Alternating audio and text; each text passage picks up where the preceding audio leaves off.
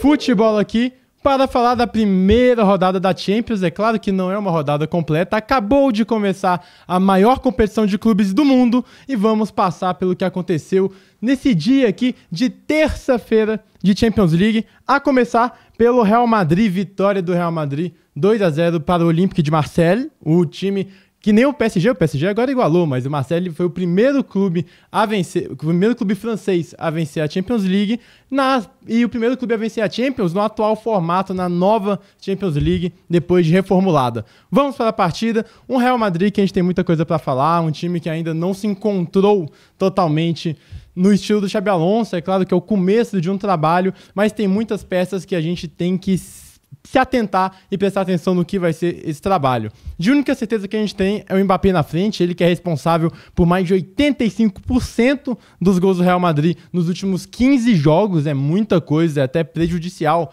você ter um cara que concentre tantos gols nele e não pelo time, que o time não consiga gerar esses gols também. E o Real Madrid que começa de um jeito que o Xabi Alonso está gostando de começar. Franco Mastantuono, o argentino revelado pelo River Plate, a grande joia argentina começando pela direita e Rodrigo começando pela esquerda. Rodrigo que no começo dessa temporada ficou naquele limbo, se fica no Real Madrid, se acaba saindo, se acaba trocando. Ele resolveu ficar, mas ele pediu para jogar na ponta esquerda, mesma posição do Vinícius Júnior, e aí a gente tem um embate.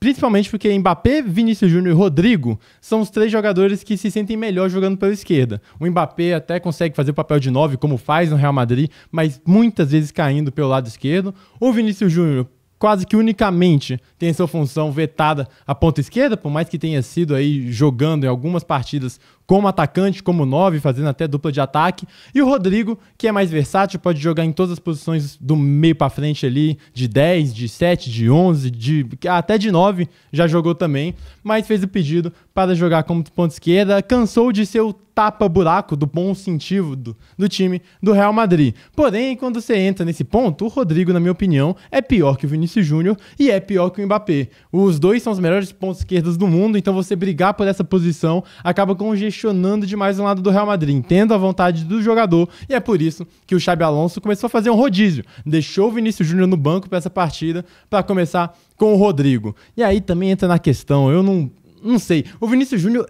pra mim, ele é um colosso de jogador, absurdo, melhor do mundo aí há 2 temporadas atrás, por mais que não tenha ganho a bola de ouro, ganhou o FIFA The Best, foi o melhor do mundo. Acho que abrir mão, eu sei que ele não tá abrindo mão, tá? Mas pra mim é um cara que deveria estar mais recorrentemente como uma figura importante desse time, por mais que eu reconheça que a falta de apoio defensivo, a falta de força defensiva dele acabe gerando o que ele precise também, às vezes um banco para ficar ligado, para se atentar, é complicado. É um Real Madrid que tenta se balancear desde o ano passado, a chegada do Mbappé e a saída aí, por exemplo, machucado, o Bellingham não tá jogando, acaba desbalanceando um pouco esse Real Madrid, que precisa se encaixar e para isso todo mundo precisa marcar. O problema é que o Mbappé já não vai. O Vinícius Júnior, até na última partida, esses últimos 2 jogos, apresentou um melhor jogo defensivo do que realmente veio apresentando na temporada passada. E o Rodrigo já é um cara acostumado a marcar. Outra coisa que eu levo em consideração por Rodrigo ter começado essa partida é o fato do Real Madrid estar enfrentando o Marsella de De Zerbi.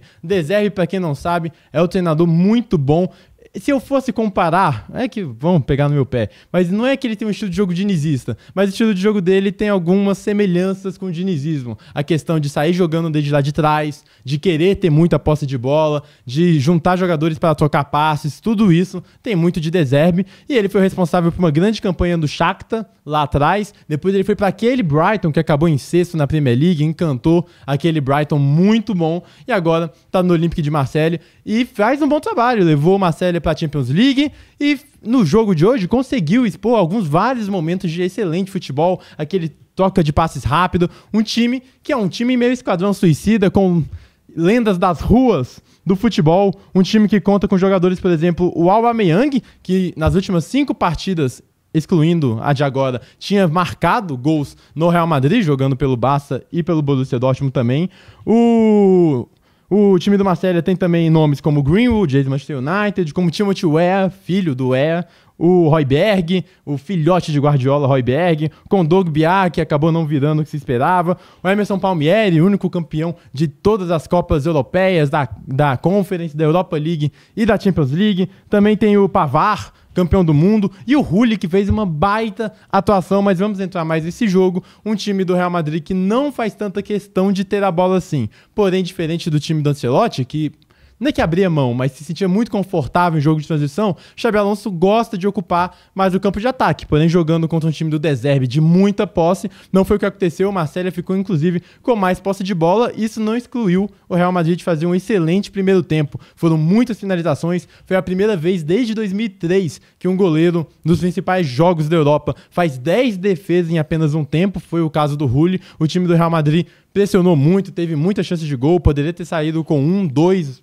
quem sabe até 3-0 no placar, mas acaba levando o primeiro gol da partida numa falha do Arda Güler. Sou fã dele, mas não fez um bom jogo, acabou dormindo no lance do gol. O Royce entrega a bola para ele dá uma dormida, o jogador do Marcelo recupera a bola e aí vai pro gol do Timothy Weah, que abre o placar fazendo 1-0. Real Madrid continua em cima, e o gol sai de uma boa jogada do Rodrigo, costurando um pênalti bobo do Kondogbia. Quem vai para a cobrança do pênalti? Mbappé, e de novo ele não perdoa, fazendo 1-1, empatando o jogo. Foi um bom primeiro tempo do Real Madrid. É bem verdade que quando se fala do Real Madrid sempre se espera mais, porém foi um bom primeiro tempo na medida do possível. Não foi avassalador, não só falo que não foi avassalador porque o time do Marcelo também teve chance de gol e porque soube sair jogando muitas vezes. Funciona muito bem o time do De Zerbi, muito bem, porém foi um primeiro tempo, analise como positivo. O segundo, que foi um pouco abaixo. O jogo do Real Madrid não foi ruim,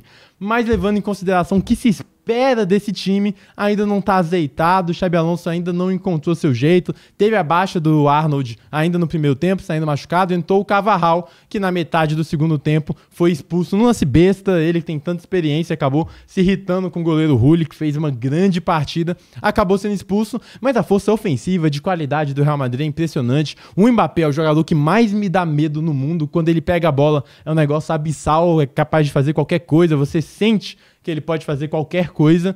E aí, quando entra o Vinícius Júnior no lugar do Rodrigo, aumenta ainda mais essa qualidade inventiva, essa incisividade, essa ofensividade do Real Madrid. É um Real Madrid que a gente tem que levar em conta que, por mais que tenha finalizado 28 vezes, levou 15 finalizações. É um número muito alto. O Olympique de Marselha se organizou no segundo tempo, conseguiu trocar bem, conseguiu fazer boas saídas. Teve um lance para mim emblemático no final do primeiro tempo, que o time vai trocando passes lá de trás, e o jogo do De Zerbi é isso aí. Muitas vezes ele tinha a oportunidade de fazer uma transição rápida, mas não, ele segurava a bola, voltava, botar no meio de campo. Ele volta para atrair o Real Madrid e aí sim atacar o espaço. É assim que joga o Marcelo, é assim que joga o De Zerbi. Olho nesse Marcelo que pode dar muito trabalho para os próximos times na Champions League. Dito isso, foi o Real Madrid que criou 5 grandes chances de gol, finalizou também 28 vezes. Não foi um amasso, foi um bom primeiro tempo, segundo abaixo, e o Xabi Alonso ainda tá tendo que organizar e ver o que vai ser desse Real Madrid daqui para frente. Fato é, gol sai, o segundo gol da vitória, numa boa jogada entre Mbappé e Vinícius Júnior. Pênalti, bola na mão, quando o jogador do Olympique vai dar o carrinho, bola na mão. Mbappé vai lá, bate, o Rulli quase pega, mas não é suficiente. Vitória do Real Madrid, 2-1 para cima do Olympique de Marselha. Agora a gente vai falar de Arsenal 2, Atlético Bilbao 0. Jogo do Arsenal que sofreu com a não presença de Odegaard e do Saka. Isso atrapalhou bastante na organização ofensiva do time, na criação do time inglês. Mas ele é um time que tem um elenco muito vasto e um elenco muito equilibrado. Por isso conseguiu recompor bem as peças e com jogadores como, por exemplo, um meio-campo formado basicamente por Zubimendi, Merino e Rice, é um meio-campo muito bom. Falta ali a magia ofensiva que o Odegaard pode dar, que o Saka pode dar? Falta. Mas também tem que ser elogiado o jogo do Atlético Bilbao e principalmente o volante Jauregui Sarr. Muito bom volante, muito bom volante.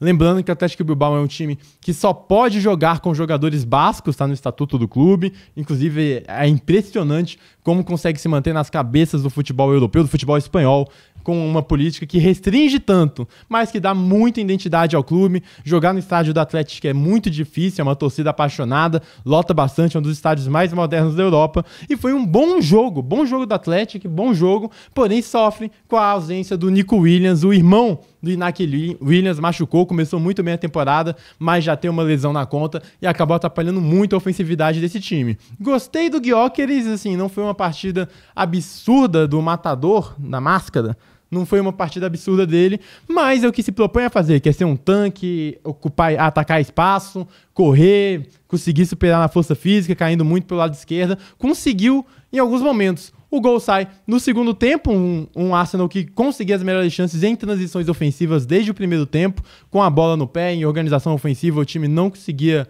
fazer tanto o jogo girar, muito por conta dos desfalques, mas o time nem sentiu tanta falta do Saka. Sentiu? Sim, mas em anos anteriores, o Saka não estando presente seria o fim do esquema ofensivo do Arsenal. Dessa vez, com contratações como o Eze e o Madueke, as coisas se equilibram mais. Mas foi só com a entrada dos já presentes Trossard e Martinelli, que com 17 segundos, o Martinelli no seu primeiro toque de bola, o Trossard dá um bom passe para ele, um passe meio bailarino pro Martinelli, que ganha a frente no contra-ataque, bate na saída do goleiro, abrindo 1-0. Martinelli, que não vem fazendo uma boa temporada, é reserva, às vezes até terceira opção do Arteta para entrar nos jogos de Premier League, mas nesse jogo de Champions conseguiu dar uma boa resposta, até porque precisava, já que está disputando cada vez mais posições ali, principalmente com o Eze, até o menino Dom, de 15 anos aí, 15 anos, ele também é um cara que já ocupou a vaga do Martinelli, já entrou o Dawn antes de entrar o Martinelli. Então é importante a presença do brasileiro, ele marcar a sua presença, assim como foi importante o Trossard,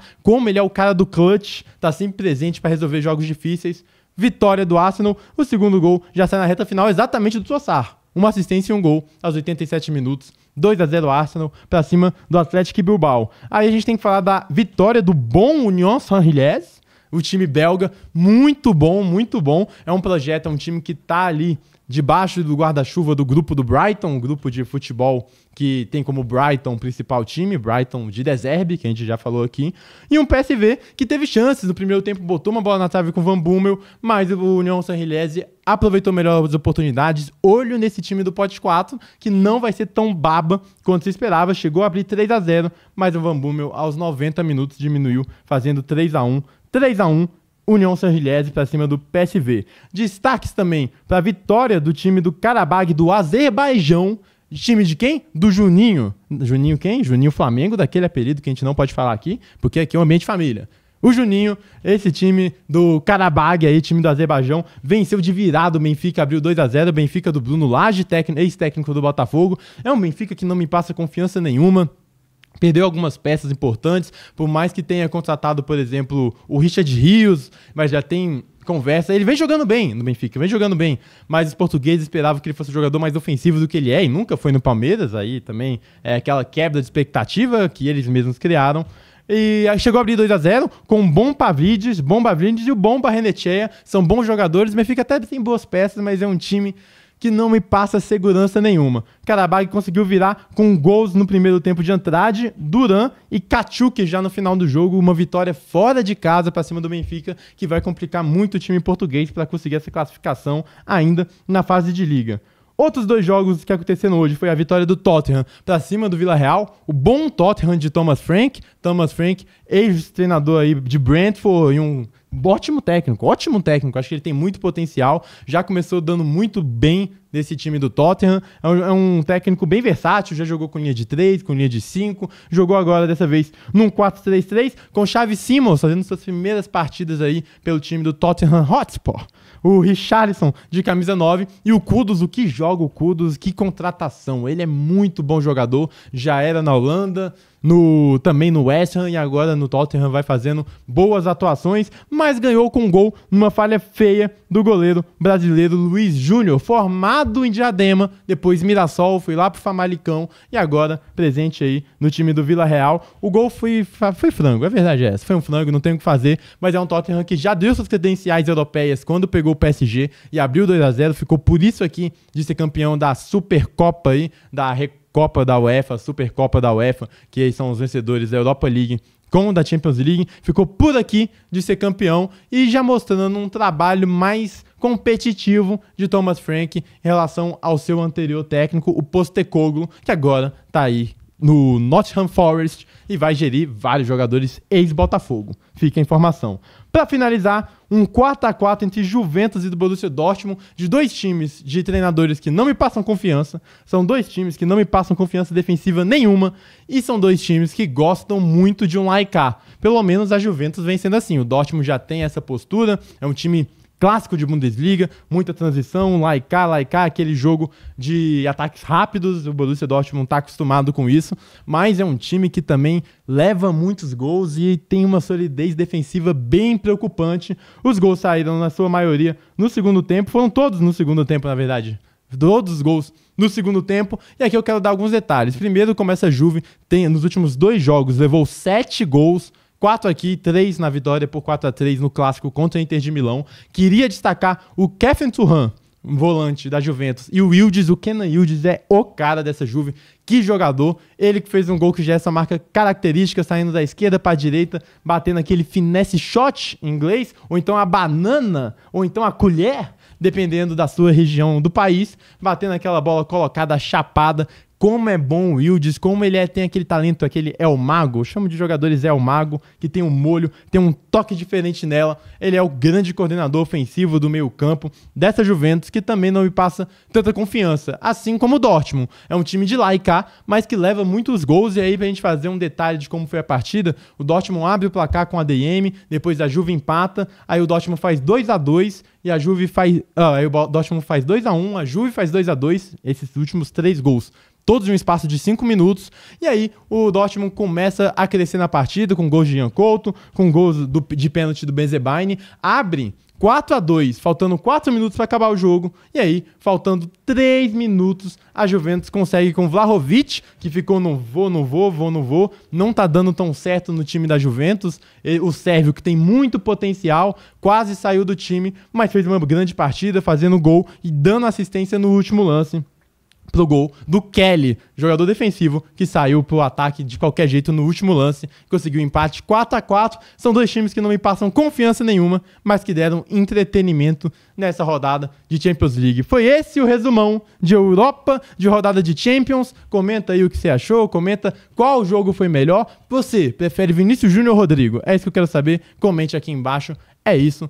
Voltaremos mais com outros resultados e outros jogos dessa Champions League, a melhor competição de clubes do mundo, depois da segunda divisão do Campeonato Candango. É isso, valeu, até mais.